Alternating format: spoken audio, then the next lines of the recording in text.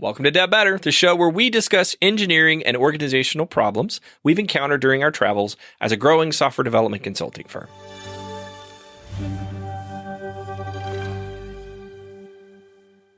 In 2023, most companies recognize the supreme importance of network security, particularly as fraudulent tactics evolve and endpoints proliferate in an IoT-connected world.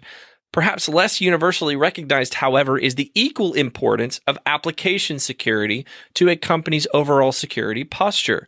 In fact, when it comes to application development, according to Cisco, 92% of technologists put innovation ahead of app security. Given the high stakes and even higher pressure timelines associated with application development and new product launches, it's no surprise that when app security does factor into the equation, it's usually as a postscript. Case in point, Cisco also reports that roughly half of IT professionals identified security as an afterthought in the application development process.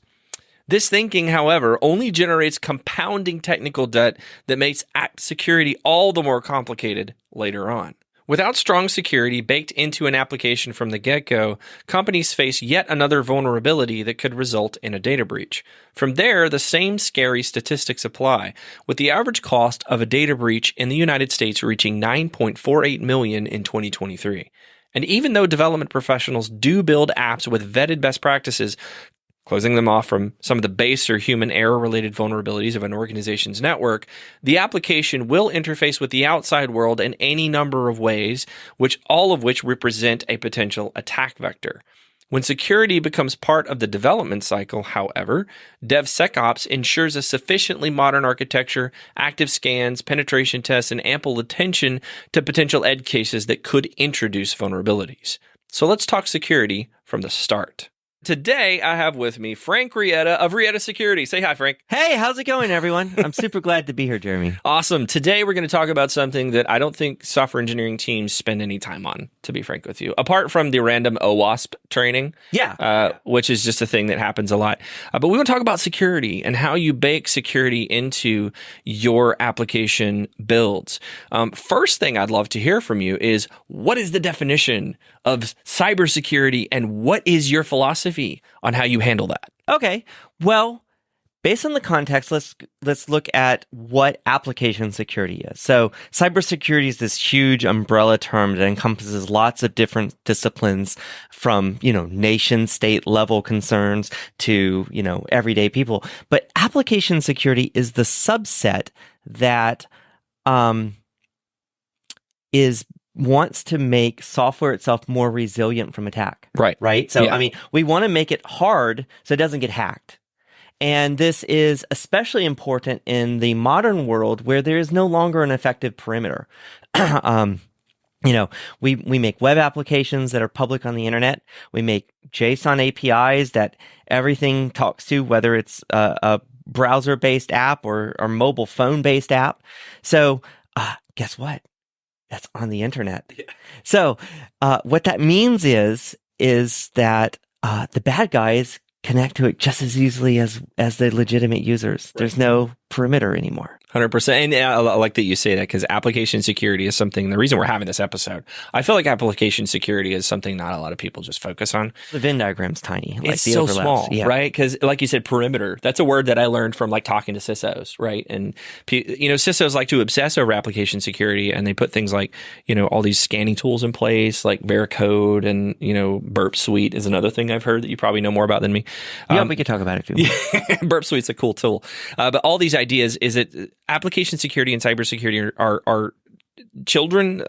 App security is a child of cybersecurity, but it's such a mistreated child that I feel like we need to spend a lot more time talking about it, right? Right. So, we could talk about the ransomware threat, right? If you've tried to go buy cybersecurity insurance, your carrier is going to care a lot about your ransomware risk. Exactly. But yet, application security is so misunderstood by so many. So, and it's a thing that a lot of developers, unfortunately, don't understand. They hear these words like SQL injection, and they're like, oh, I'm using an ORM. It doesn't matter. SQL injection isn't a problem for me. As an auditor, I can tell you plenty of times I have found SQL injection in a code base that uses an ORM. It is 100%. very possible.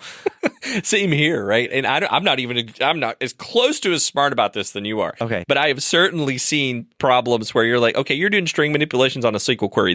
You should not. I mean, sometimes it's unavoidable, especially if you're building a query builder. But in that case, your automated test suite needs to be substantial. 100%. That's not something you just throw in just for cause. So we've talked about how application security is a thing that's important, but it's not something that I've seen a lot of emphasis on other than just building a DevSecOps pipeline. Talk to us about how you coach developers and senior leadership on prioritizing application security. Okay.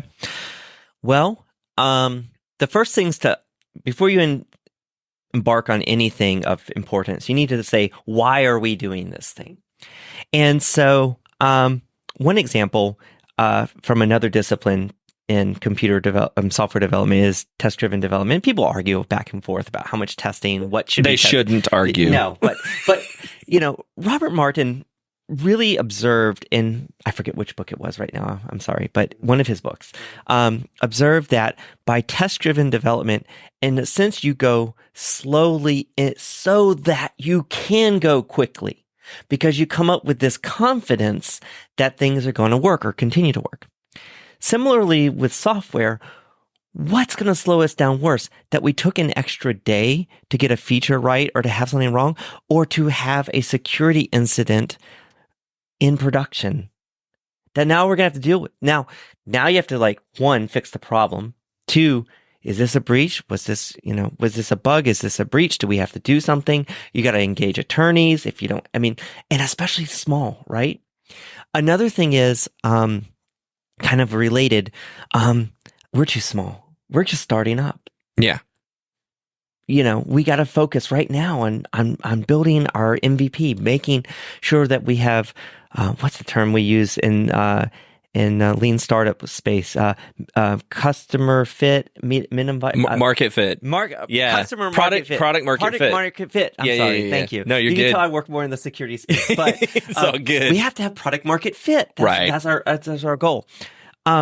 So let's look at this. So in the end, we want to protect people, and we know that we can't just buy software. I'm nothing against the vendors, but you can't just throw a Cloudflare in front of your otherwise insecure app and have a good outcome. Sure. Okay. So now that baseline is set, what does it take to have a good outcome, to drastically reduce the attacks that are faced? Well, there's this great project called the OWASP, the Open Web Application Security Project. And they have a lot of open material. I like referring to them because everything you can get at it for free. Yep. Right? It's open to the public. Yep. And so the OWASP Top 10 is an educational piece. It helps show you what are the top 10 ways that applications are compromised. 100%. Okay? And guess what? If you go look back at the OWASP from 2003 and you look at it today, the deck has been shuffled a little bit, but it's the same. It's pretty much the same thing. We don't care quite as much about buffer overflows as we did in 2003. Right, because the technology has the technology rendered that. Over. Yeah. Right. So a lot of times we're working in memory safe languages like either interpretive or memory safe. So it's like a .NET or Ruby or Python. Golang. Yeah, whatever. They are memory safe in a way that they've taken away that. Similarly, earlier in our conversation, you mentioned the ORM. So what does that mean? That means instead of generally using SQL queries raw, we're using a library, and that library has become very good at the basics. So I also like to say, if someone builds on top of Ruby on Rails comes with a whole host of security features built in that you kind of have to work to disable. Yeah. Right? And it's not limited to Ruby. Other languages have these as well, but our tooling has gotten better. Yep. But what has not gotten better is the stuff that is below that level. So, for example, off the top, I don't have the OWASP Top 10 right in front of me, but amongst them is authentication issues. Yes. It's really high up there. Yep. And injection issues. That's also really high up there. And so what does that mean? So if you take, say, user supplied input and trust it implicitly and render it on a page that becomes executable, that's an injection attack. Exactly. And guess what? I could potentially, as a non-priv user, inject JavaScript that is then executed when the customer service agent looks at my thing. Yep. That's a potential to execute as a context of someone at a higher level. So that's something we need to design about. In fact, I'm going to say, part of the user story process, we need to do a basic threat modeling. Now, I'm not saying take the huge threat modeling book and you have to do the whole thing, but what can go wrong? What are we trying to protect? Like just a basic one, and include that as part of the user story. Like, hey, when we do customer service agent stuff, we're going to have enhanced security considerations. Yep. Write that down and have that as part of the test. Yeah. It could be something insider threat. We're going off the, I'm meandering a little bit. So, what happens when the customer service agent or someone with their credentials goes rogue? Well, you could capture this, and then it could be some not obviously security features. So, for example, maybe in clear, bold, unambiguous language, you have a warning when you log into the customer service agent portal that says, hey, your activities are being logged. Right. Maybe if you go and change something about a user account, like reset a password or email, we send an email automatically to the known contact to say.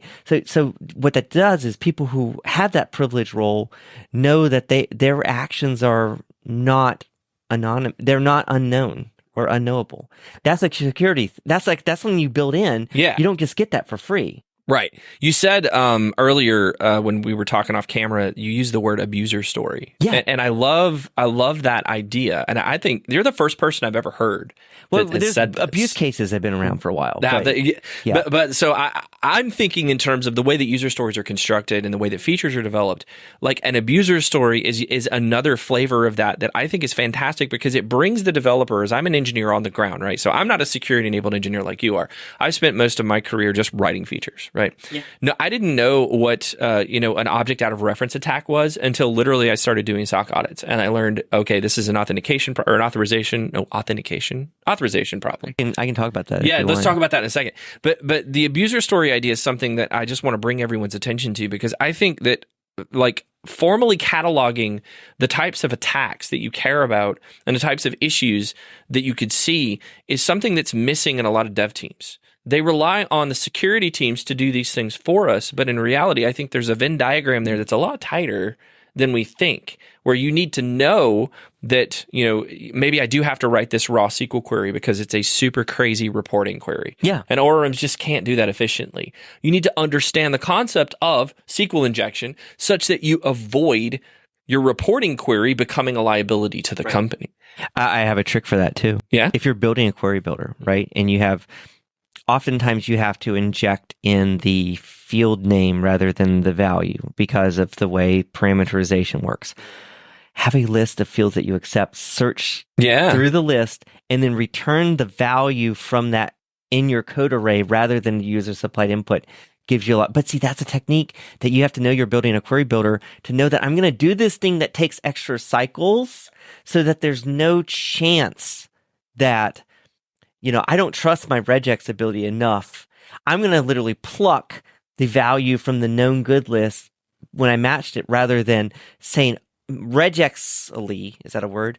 By regex validation, this string that the user supplied me is good. Right. No, that's too dangerous. I want to put the string that I programmed based on that. Anyway, that's a trick if you have to. And it comes back to sort of the OWASP ideas like you're talking about. I think, frankly, we all know we shouldn't trust our users' inputs, right? That's a thing that you learn pretty early. We say it, but people do it all the time. They do it all the time, right? I was doing a SOC audit for a giant company, and there was this piece of software that was just notoriously bad. It was written very poorly, and it had a ton of those types of attacks that were just called out one by one. Object out of reference attack, SQL injection attack, all kinds of just crazy bad things that as a developer when you're building a code base, you don't think about these types of problems. You want to see it all the time? Yeah.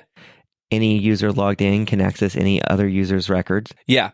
I see why you see that, because there's no HTTP framework. Maybe Rails does this. I'm not a Rails expert. Okay. But there's no HTTP framework like .NET MVC or any like none of this is like fully baked into a lot of the MVC frameworks that we've used over the years. Well, I mean, it's also just confusing, right? So let's go back to that. We're meandering a little bit, I know, but we go back to that thing. So build this thing. Okay, we have user login. Okay, that's good. So then we get down in the weeds, and if we haven't written how this is done varies from framework to framework, but you have to do so that's authentication. This is back to your question earlier. Authentication is, hello, I am Frank Rietta, and I can prove it. Here's my password. Right. Oh, you want my two-factor? Here you go. And the server's like, unlocked. This is Frank Rietta. So it sets a cookie, right? Right. But now I got to do things. Right. It is a different concern is authorization. So yes, this is Frank Rietta making this request, but is Frank Rietta authorized for this particular database record or this particular object? So what happens is we do one, and we have some gaps in how we do the second. And that's how you end up with a lot of these sorts of vulnerabilities. For sure. Going back to your code injection example earlier, I want to tell a story. I was working for a local company, and we had this product that was on an iPad. And one of the features of the product was the ability to develop and build custom JavaScript forms and then execute them on the device. Oh, fantastic. I know. Basically, it's a giant cross-site scripting engine. Yeah, that sounds fantastically good for the adversary. What I did is I went into the form builder and I wrote a window alert, you've been hacked, just a little JavaScript tag that I threw into the middle of one of the forms. And I went up to the CIO or the CIO, and I handed it to him and I said, go to this website. And went to the website and it just said, alert, you've been hacked. And he looked at me and he was like, legitimately, this is a product? They were spending money on this product. And the entire product was compromised. So I go back to education, right? We have to understand more about what types of attacks can occur in the application security realm before developers like myself are going to get smart and understand what they're seeing. This video is sponsored by us. To continue our mission of providing valuable educational resources to current and future software engineers and tech professionals, we've officially launched the Dev Better newsletter. Our monthly newsletter will bring highlights of the tech industry right to your inbox at the end of every month. Within each Dev Better newsletter, you'll find the top tech news stories, job postings that we believe are worth your time, and more importantly, development tips for your ever-growing knowledge base. If you think this is something you'd read, we've left a link in the description for you to subscribe for free. Now let's get back to the video. Let's circle back to the abuser story idea. Tell me a little bit more about how you use that. So I'm assuming the folks listening understand some version of Agile. And so when we talk about stories, so oftentimes we're using a tool like whatever tool we use. A Pivotal Tracker was one. We might use GitHub Issues, whatever tool we use to track our stories, right? Card, conversation, and confirmation are the components of a good user story, I think, historically. Right. So it's a short description, and then there's some notes about it. And this will have like things like user acceptance criteria. So that's a user story. Mm-hmm. So some security considerations we talked about earlier is like we have a feature, the customer service portal, I think we used as an example. Hey, here's some things that could go wrong. Let's have those security constraints as part of the conversation so we can deal with it.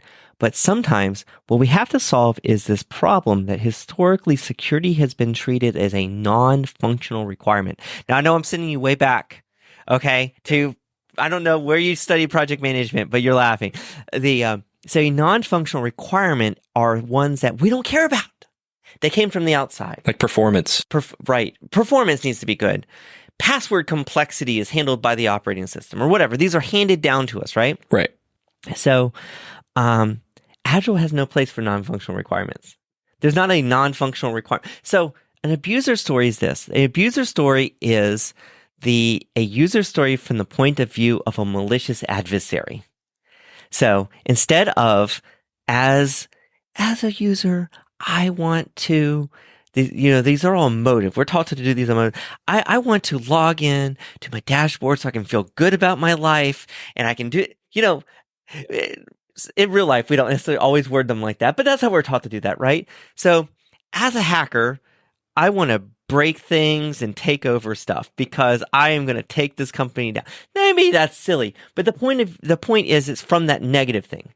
I like to think of this as, and it gets tracked by the tracker. It's in a format that we know how to handle. Here's a bad thing that can happen. Here's some discussion about what security features we might implement to mitigate that threat. And then, importantly, the automated test that we put in as part of our test suite to ensure that this bad thing not only is stopped, but it continues to be stopped as the system is built forward. So I have observed that sometimes a pen test or something, I'm off topic a little bit, but when you're not doing it this way and there is no test, you put in a security fix based on like a external report, but that fix is brittle, and it's brittle for a couple ways because we have no verification that it's still working in the future because we didn't write a test. And it's very easy for someone to say, why is this here? Let's take it out. It isn't specified anywhere. So that's the other so the abuse. So when you think of user stories with security constraints, and abuser stories are the thou shall not pass of security concerns, and it's something we're actively going to program that our system will prevent. Right. All right. So we've talked about a lot of really important things, right? We've discussed the general philosophy around how you want to think about application security. We've talked about abuser stories, which I think is a phenomenal way of thinking about how to approach security concerns in a standardized application development lifecycle like Scrum or Agile or whatever. What are some tools that are out there, Frank, that folks can use to assess and understand? We know SOC audits are really expensive. Yeah, really. What are some tools that we can use to assess or understand where we are from a maturity perspective on baking security into our application lifecycle? So I'm going to put on two hats real quick. So if I'm, say, CISO's a little grandiose, but if I'm like responsible for an application, right, in the like legal responsibility sense, I'm probably going to want to make sure I'm reading the Verizon Data Breach Investigations Report, the DBIR. Okay. They come out every year, and it just provides a source of documented external information about what's going on with your peer group, right? Like how are they compromised, that kind of thing. Now getting down in the weeds, let's say I have an application and I'm just not quite sure where it is, right? But we're not ready to engage in the protracted process of a formal audit like a SOC 2. The OWASP has a project. We mentioned the top 10 earlier, which is an awareness piece. Yeah. But there's actually confirmation pieces. There's the OWASP Application Security Verification Standard, ASVS. And there's a mobile variant of this as well. It's the Mobile Application Security Verification Standard. OWASP is great with names. But what this is it has 3 levels, level 1, 2, and 3. Now, one thing I will point out is that it is highly focus on the financial industry. So if you're not in that space, there are going to be things that are just not applicable. But what it's going to do is walk you through hundreds of questions that you can then go with your own team and look at how your application handles that and track this on a spreadsheet and come out with some understanding of what your maturity level is. Got it. And it's from the point of view of an external standard. So it's not just we think we're good, but this external standard says we're good. And it's actually very valuable too. So for example, this was as a professional engagement. I had a client as in the regulated industry, I'll say. So because of that, there was an audit requirement. You have to have a pen test. Okay. But at the end of the day, this particular company didn't run any sort of web connected services at all. In fact, they shipped software that ran on like literally old school Windows networks that aren't connected to the internet, like runs on air gap. So the way I like to compare this is auditing the security of the file cabinet lock in Office 23B of the Pentagon. At some point, it's like, this isn't our threat model. Right, exactly. But it's a checklist. There has to be an audit, right? And so sometimes with that, you can reach to one of these standards, demonstrate that you've gone through them, and that may very well satisfy that checkbox for your external without going through the protracted expense of that SOC 2 if it's not yet really necessary. Yeah, I've actually worked with several companies that we go through SOC audits, and I've noticed that I think SOC audits are due for some form of retrofit, because a lot of the questions that they ask seem as a layover from like 1999 computing models. I'm not an expert in that space, so I'm not going to comment on that. But I think that is probably fair for any of these long running standards, because the threat environment that we face has evolved, and quite frankly, there's a lot of things like PCI DSS was one thing I'm a little bit more familiar with, had all sorts of controls that just don't apply all the time. Yeah. It's the same with SOC. I've done a ton of SOC audits. Yeah. Same exact idea. There are things in there that just do not apply, for example, to cloud. Right, talking to me about password physical files. Security, maybe. Yeah, like Etsy password files and physical security. Like, of course, there are guys with guns in front of Amazon's website, data center. Right. Not my problem to secure that. Right. Right. And that sort of shared responsibility model of the cloud brought in a lot of innovations to security as well, because there's a lot of things that are baked into the AWS and Azure and GCP markets that, frankly, probably also produce more problems now, because now developers could potentially build insecure application deployments through their VLANs because they don't understand what they're doing. Like, we've inherited a lot of startup code that you look at Amazon and you're like, this machine's on the internet, per what you said earlier. Yeah. Your prod box is on the internet. It's in a public subnet. I can get to it. I can actually telnet into port 8888. You have a problem. You have a big problem. But let's just play it back. Back to our web app space. A lot of us do web apps or APIs. You take an application, you deploy it to Amazon, security group shut off everything but port 443, right? There's nothing. Well, what's port 443? It's the universal encrypted firewall bypass protocol that goes right on through to your application. So the only perimeter is that code aforementioned earlier that checks the authorization of the user. Right. It checks the authorization of the data that it's about to return. Right. And that makes it... And with that, none of that extra stuff, the fact that it's running in Amazon or running on your Pentium, I won't go back that far. Your computer under your desk actually doesn't make a difference if the application itself can't correctly authorize and now authenticate. Yeah. And then I stumbled over it. We all are subject to that. Yeah, you can't. I couldn't have said it any better. And that's kind of the lie. It's the illusion of security, similar to kind of like your door lock. If somebody really wanted to get in, they could just take a crowbar and pull your door open. I mean, I'm not an expert lock picker, but I haven't found very many padlocks that even I, as an amateur, can't open. Right. Right, especially master lock stuff. Oh, right? gosh. Yeah. Anybody a fan of Lockpicking Lawyer? Like, go check out his channel. Yeah. He doesn't know who I am, but I'm a fanboy of all of his stuff. Yeah. I loved it when he took apart the gun safes. That's always amazing when he takes apart gun safes. You're like, yeah, this is not secure at all. So nice job, dude. But or the TSA one that is like actually illegal for we're getting off topic. It's all good. I love it. But seriously, it's the same idea. Is that if your application doesn't understand how to be secure, it does not matter if you have this ironclad, seriously crazy perimeter with, firewalls upon firewalls upon firewalls.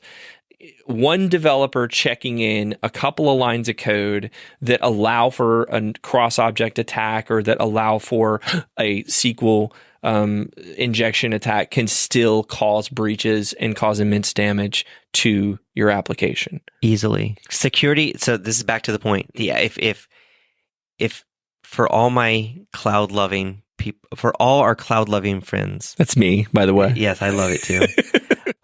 Security misconfiguration is absolute. If you're going to do anything, you have to understand the configuration of your environment. 100%. So, for example, if you're on Amazon, you have got to understand what traffic you're allowing in and how you're configuring ancillary services. So if you put CloudFront on front of your thing, make sure it's properly configured. Yes. Because what is it going to do if you don't? It's going to take content and syndicate it to a CDN.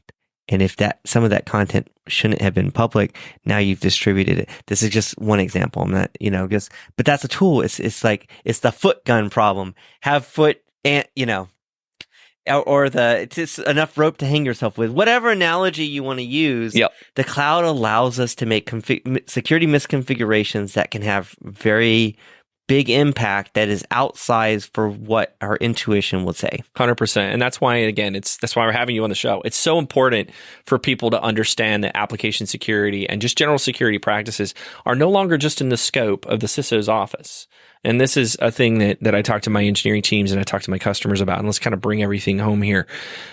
We have to, as an industry, get better from a software engineering perspective at understanding how security is important and how these application development ideas like SQL injection, cross-object attacks, and there's 100 more. I'm sure Frank can rattle off 20 or 30 things that I don't even know about. So we have 5 hours right now? Yeah, I know, right? I mean, it's like, I don't even know these things, but I've been engineering software for, probably a decade plus, and I still don't understand all of the ways that the bad guys can get to me. And that's why we have folks like Frank, and we have the CISO's office, and we have, all these, scanning tools that we're putting in our DevSecOps pipelines to help solve these problems. But I still think that it really just comes down to like G.I. Joe, knowledge is power, right? We have to understand that what we're doing has high stakes and that there is an illusion of security in your application. Just because you're walled off behind firewalls does not make you immune to attacks. No, and just because your internal application is only used by people who work for you does not mean it's not say exactly the same as a public application. Exactly. And that's the biggest problem. I have this problem all the time, and people always use cost, right? They're like, well, we can't afford to spend so much money on making an application that's fully bulletproof.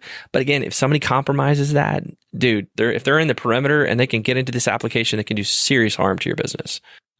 Absolutely. I mean, it depends on what it is, but for a small business or startup, a data breach could be the end of you. 100%. And, bigger companies can be like, oh, we're sorry. We'll give everyone a year of LifeLock. And then, and as if that is the biggest consideration here. Small company, they don't necessarily survive. You got me with that. Here's 1 year of LifeLock. Like, my dad has gotten so many of those over the years because he's, been in like every system ever. I think even like the U.S. Postal Service got hacked once, and he's got like OPM, lot of all the federal employees, anyone's ever been in the military. Yeah. So he's like 5 years of LifeLock or some stuff from the federal government. Anyways, Frank, thank you so much, sir, for coming on the show. Absolutely. It's been my pleasure. Thank you for having me. Absolutely. I hope this has been helpful. Again, to drive the point home, think about security as an application engineer. Don't just focus purely on saying that's the CISO's job.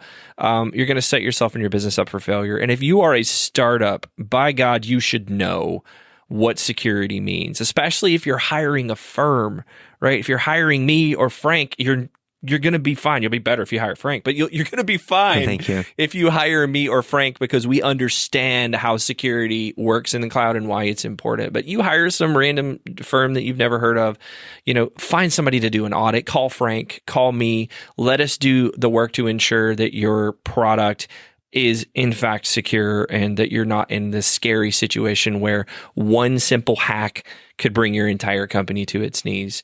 But thank you for joining. Like, comment, subscribe. Frank, where can we find you? rietta.com. Rietta.com. We'll put links in the description. Appreciate you guys. We'll see you next time.